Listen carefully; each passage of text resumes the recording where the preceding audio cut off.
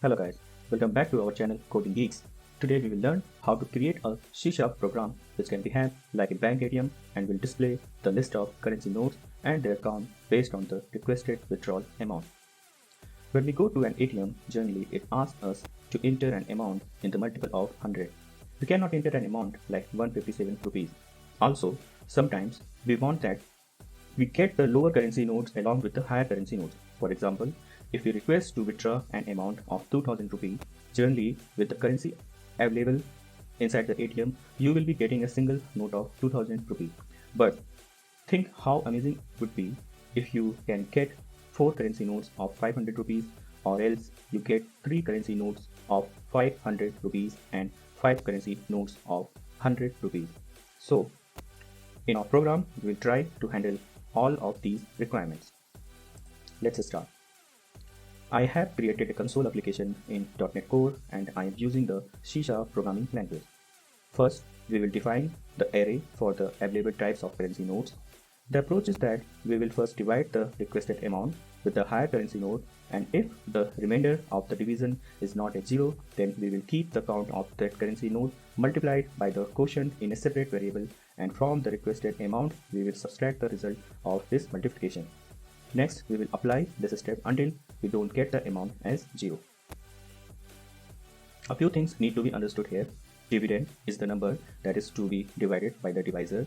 Divisor is the number by which the dividend is to be divided. Quotient is the resultant of the division, and the remainder is a number that is left after division. Now, I am declaring an array with the currency notes like 100, 500, 200 and 2000. Next, I am going to sort and further reverse the array so that we can use it in a loop.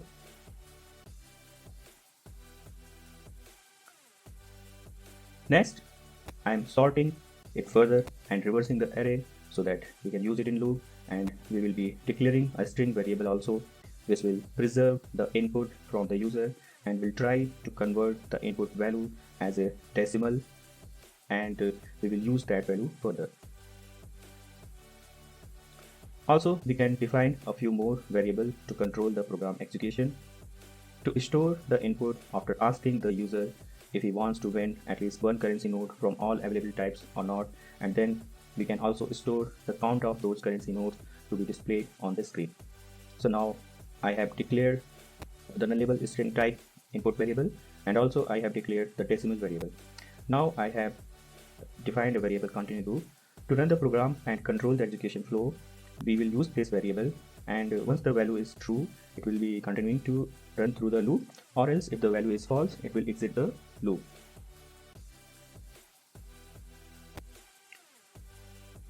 I am writing some more variables here like when all notes type, and then I am writing currency specific variables here like count 200, count 500, count 2000, count 100. So these variables will be used to increment the count of the specific currency, and then at the end we will use these variables to display the overall count as per the requested withdrawal amount. So to run the program and control the execution flow, I am writing a do while loop.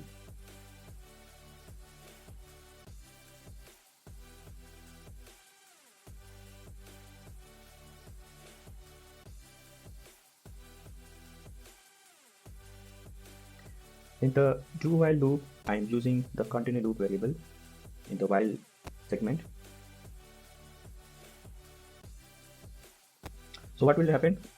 This do loop will execute all of the code here, whatever is written for the very first time, and the next time when it sees that continue loop variable is having a true value, so it will execute the same. Now I am writing some welcome message. It's just to decorate the output.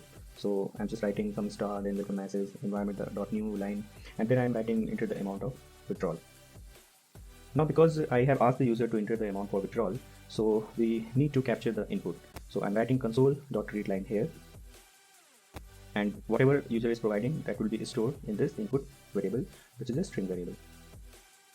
The next thing is that what I'm going to do, I need to convert the amount in a decimal value.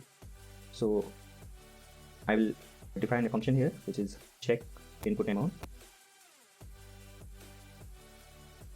So in this function, what I'm going to do, I'm first trying to check whether the amount is not at 0. So first of all, I have declared an inline output variable as a decimal, which is AMT, and in this I am trying to pass the input value, and next I am trying to divide it. I'm just trying to use the modulus operator and trying to find out the remainder. If the remainder is 0, that means it is a multiple of 100, and if the remainder is not 0, that means there's something wrong, and we need to request the user to enter the withdrawal amount again. So to do this, I have written 3 lines of code here, and it will request the user to enter the amount in multiple of 100. Then it will read the input, and again it will recursively call this check input amount method.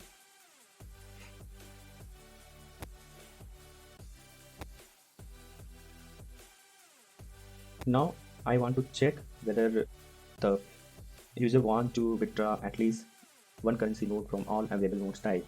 So to do this, we need to write some code here. So I'm just asking the user, do you want to withdraw amount having all types of available notes? And the user need to provide Y or N. So the same way, I just captured the input in my previous step where we were trying to find out like what is the amount customer has entered or the user has entered. So in the same way, for this line of code, I'm just asking the user to enter Y or N. And once the user is entering anything, so we will make some check here.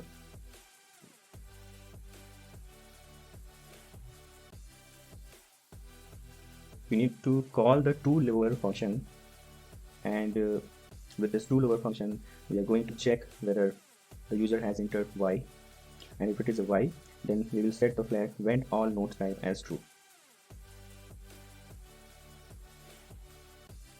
So now I need to write the actual code here. So first of all, I'm going to check whether the amount is greater than 0 or not. So it does not mean anything if the amount is 0. So we just need to check the amount is greater than 0.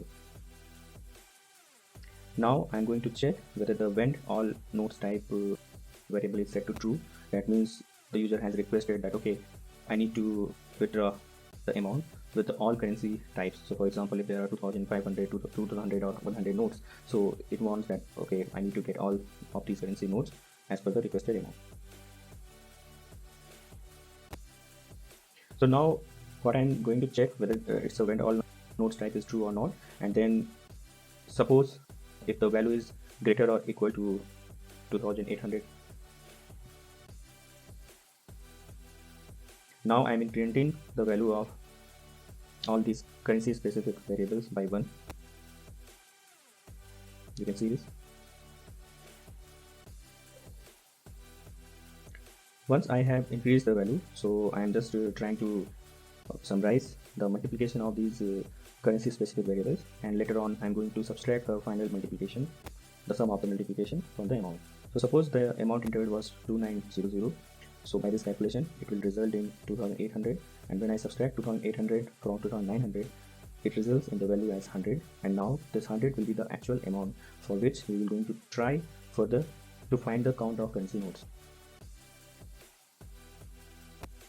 Now we can write other if else conditions. So those conditions would be for different ranges. So in this case, you can see like I'm checking whether the amount is less than 2000 and the amount is greater than 800 or equal to 800. So accordingly, I'm trying to increase the count of all these currency specific variables. And the same way, I'm just subtracting the sum of multiplication of all these currency specific variables from the amount variable.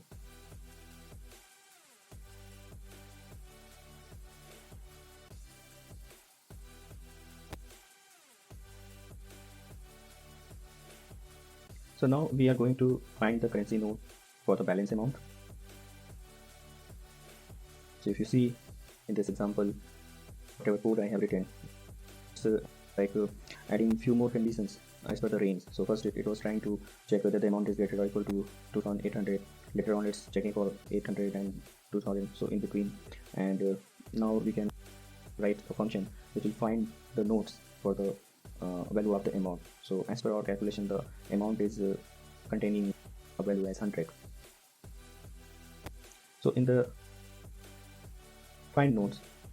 So we have defined loop based on the nodes array. You can see this declared at the top of the file. So from this loop, what I'm doing, it's just checking if the first item of the nodes array is less than or equal to the amount, then it will enter in this scope, or else it will continue to the next iteration of the loop. So in this condition, it's dividing the amount with the current item of the nodes array. So you can see the amount, the value of the amount and the array item of this nodes array. So what we will do, we will divide this amount and then we will try to find out the fraction and quotient, and then we will try to update the count of the nodes using the update node count function.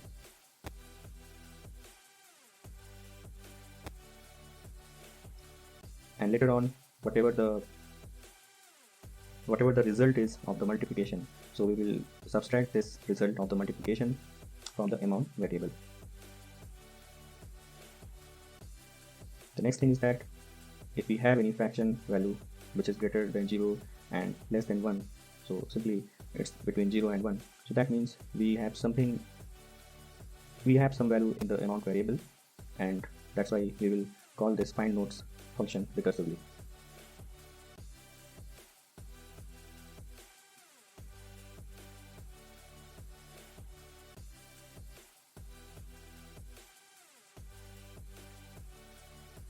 So if you remember that the amount is having 100 value, so we will just do this calculation, and because after the multiplication has come to 0, so the final value will be 0 for the amount variable, and thus it will exit the loop. And in the update node function, what I am doing, I have written a switch based condition, and based on all types of currency nodes, it's just going to check whatever I have passed. So for example, if I have passed 100 as a currency node and the count as 1, so it will increase the count of that variable by 1. Initially we have when the customer says that okay, we need to withdraw all types of currency nodes, so it will increase all types of currency nodes by 1. So you can see the currency specific variables would be having at least a minimum 1 count.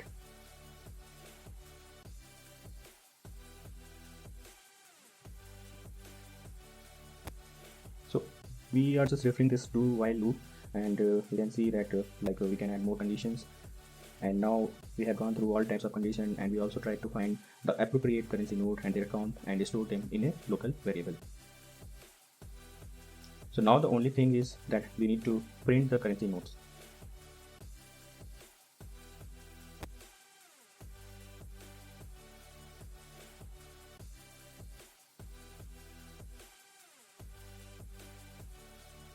So outside this loop, we will try to write a function named as print currency nodes.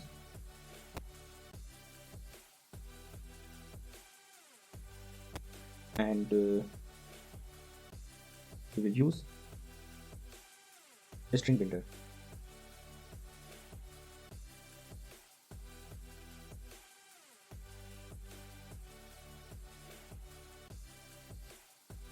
So you can see that I have written a string builder variable. Now I'm saying that okay, building following currency nodes, it's writing as the output, and in the print nodes function I'm passing this string builder. So I'm going to write this print node function.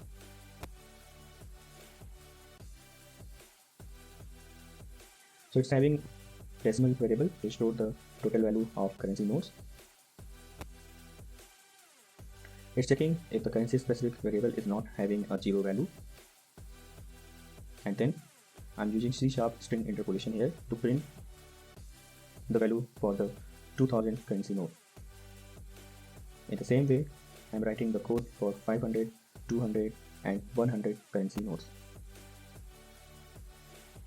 So you can see that I have just written the code for the multiplication of 2000 with a count of 2000, and also I am adding it to the total, and then I am writing the environment.newline with the string builder append function. In the same way, I have performed this step for the 500, 200 and 100 currency node, and at the end I'm just writing the total. So whatever total I have stored in the variable, I'm just mentioning it here, and it will print the result on the console.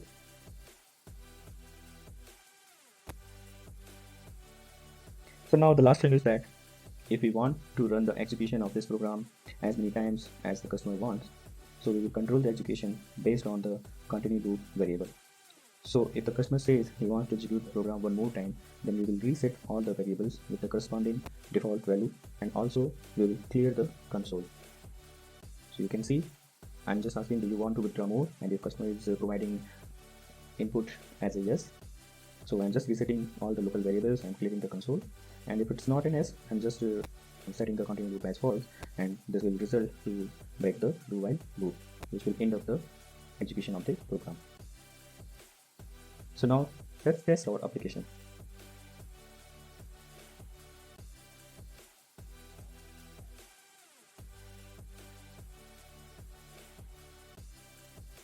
See, it has printed the welcome message and asked me to enter an amount for withdrawal.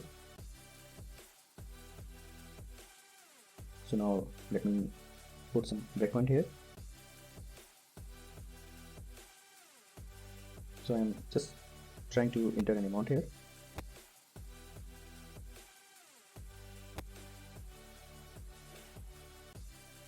So I've written 1700, and it's asking, do you want to withdraw amount having all types of currency note, yes or no?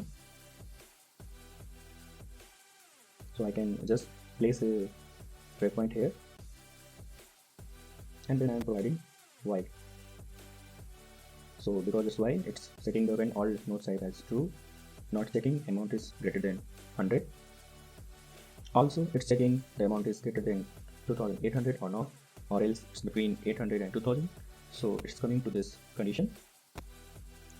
Now what's doing? It's just increasing the value by 1 for the currency specific variables.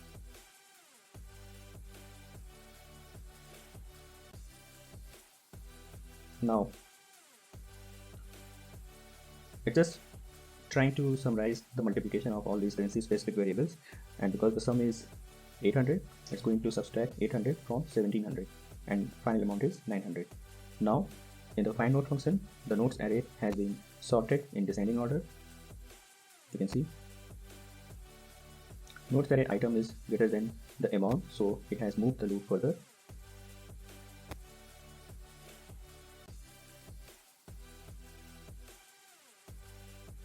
Again, it's trying to check for the notes array item. So you can see the array item is showing 500 value, which is less than 900, so it has entered in this scope. Now it's going to divide the amount with this 500 to check the quotient. So quotient is 1.8, and now it's going to check for the fraction. So fraction is 0.8. Now we need to update the count for these currency notes. So because the currency note is 500 and the quotient is 1, so it will enter in the update note count function. You can see I passed the value as 500 and the count is 1, and in the switch case it's going to increase the count. So because old value was 1 and now the count has increased by 1 and the final value is 2. Now it's going to multiply the currency note and the count, and then it's going to subtract it from amount. So because the value of amount was 900 and the multiplication result is 500, so it should be ideally subtracting it from 900 to 500, and the value would be 400 for the amount variable. Now it's going to check whether the fraction is between 0 and 1. So you can see the fraction is between 0 and 1 is 0.8, and the condition is true, so it will recursively call this find note function. Again, the same way, it will perform all the previous set of actions now. It will be performing these actions unless value of the amount is not going to 0 and the fraction value is 0. You can see fraction value is 0. It's going to update the note count. The note is 200, count is 2, so it will increase the count. Old count is 1, it will add 2, and the final result would be 3 for the 200 currency specific variable. Now because the amount was 400 and the multiplication is also 400, so it has resulted the amount as 0, and the fraction is also 0.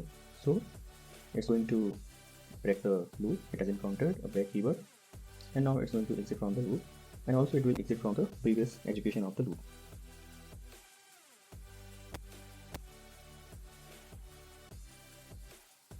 Now inside the print node function, it's navigating with all of the conditions and prints the final result with the count of currency nodes and the total amount. As I entered 1700 and I opted to blend all types of nodes, it had set the amount and excluded the 2000 currency node and then tried to find the actual currency node to be withdrawn. See the total amount as well. Now I want to try this program.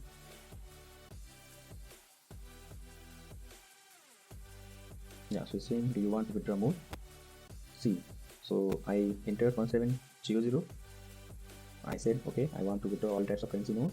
So now because 1700 is less than 2000, so it excluded 2000 currency node, and now it's going to provide us the output. So it's saying that, okay, you will be getting 2 nodes of 500, 3 nodes of 200, and 1 node of 100, and the final withdrawal amount would be 1700, which is equal to the requested withdrawal amount. And now it's saying, do you want to withdraw more, yes or no?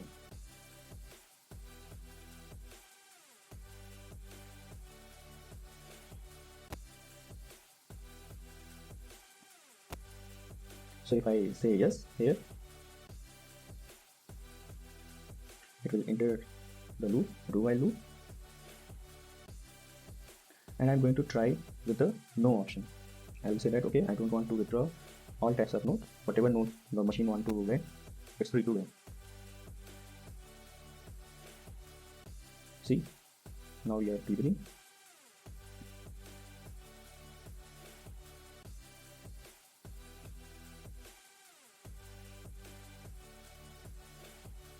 So I've entered 1700 and now I'm entering no, and now I'm just repeating the action. I'm just doing it very fast.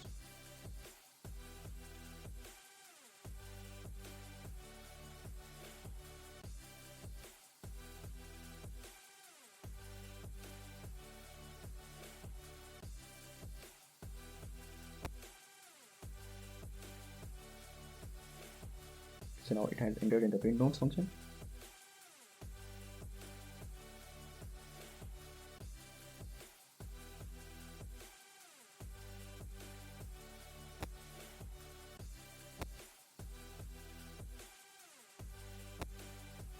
Now see the output. The new output is different as it tried to break down the amount based on the available higher currency nodes. So it's just written 3 nodes of 500 and 1 node of 200. So calculating 1500 plus 200 is equal to 1700, which is matching with the requested withdrawal amount. And now I have clicked on no because I don't want to execute the execution anymore. So if you like this video, please comment, share, and click on the like button. Also, don't forget to subscribe to our channel so you don't miss our upcoming videos.